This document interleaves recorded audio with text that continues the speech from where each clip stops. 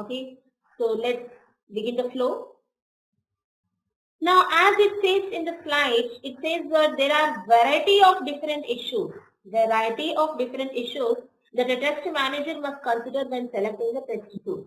Okay. Now, generally, most of the time, it so happens that you are going to historically, when you try to see the data, you are going to purchase a tool from a particular commercial vendor, right?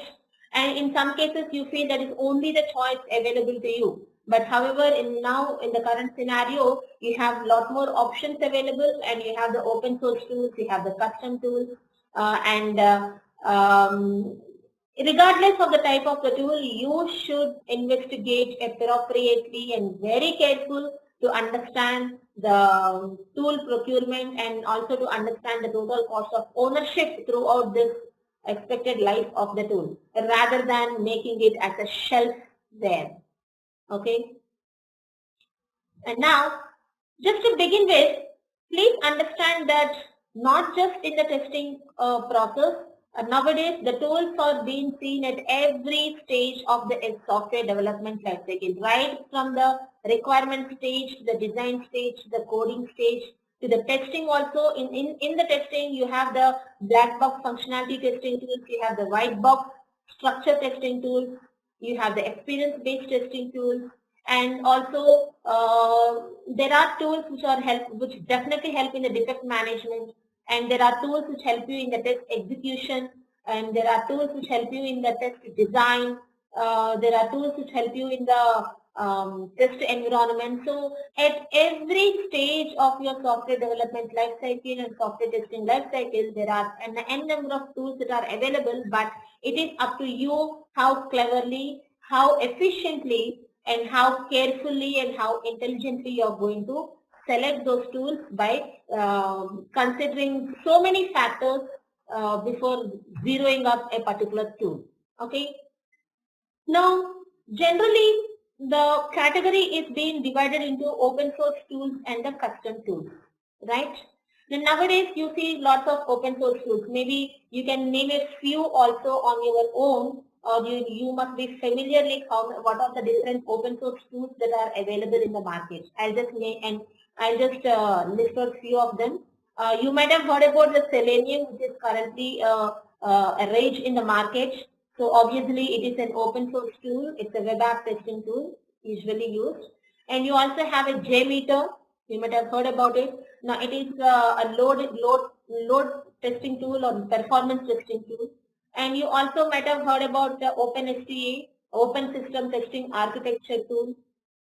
You might also have heard about Grinder. Grinder is a tool name which helps you to do the Java load testing framework.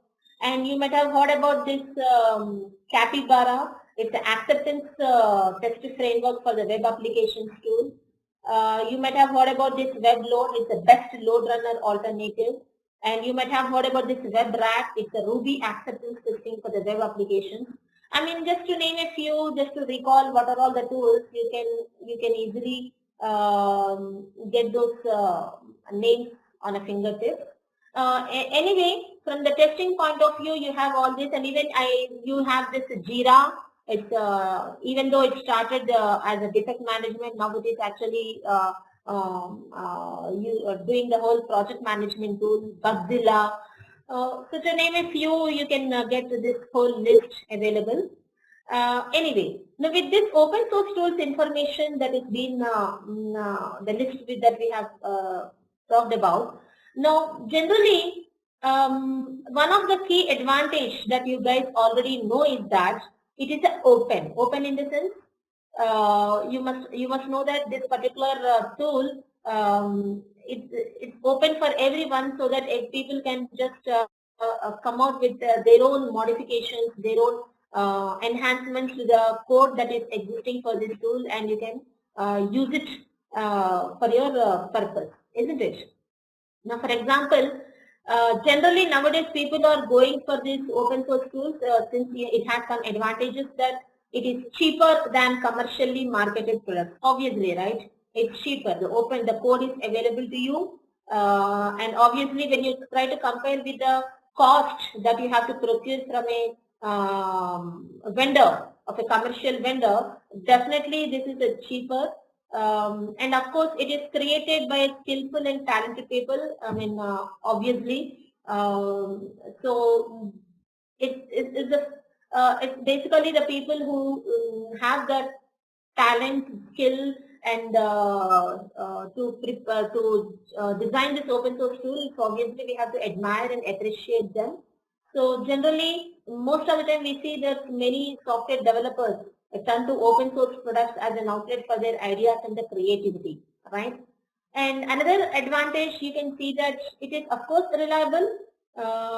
Yeah, I mean I can say, I may not 100% tell you that how much reliable it is, but obviously a little more than highly reliable. I can even quote you the different reasons why it is being reliable. First of all, they are developed chiefly by skillful and talented experts.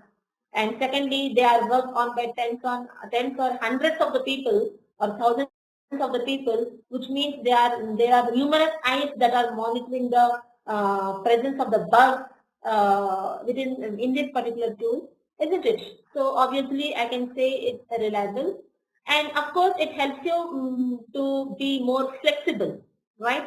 See, the commercial tools, if you try to purchase, you have to just be abide by its own architecture or by its own particular usage or the features. But here, you can be flexible and you can able to enhance or extend its features in this particular tool.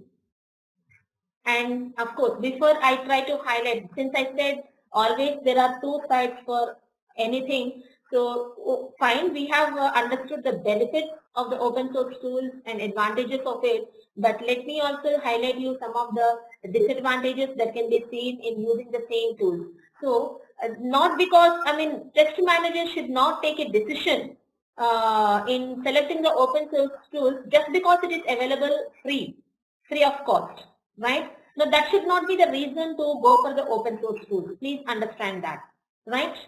So obviously, why he has to be very careful in pursuing the open source tools, because I will highlight you the disadvantages that may exist. And before that, he should also understand that how it is useful or how it can be utilized for his particular project in the current organization as well. That is also one of the key things that he has to even check it out, right? So that's been highlighted also over here. Can you see? I'm just highlighting something. It says that many open source tools come with a variation of the GNU, that is General Public License, which specifies that the distribution of the software must always be under the same terms as it was received. Now this is something that any person who is using or who is procuring the open source tool has to think about it. Okay.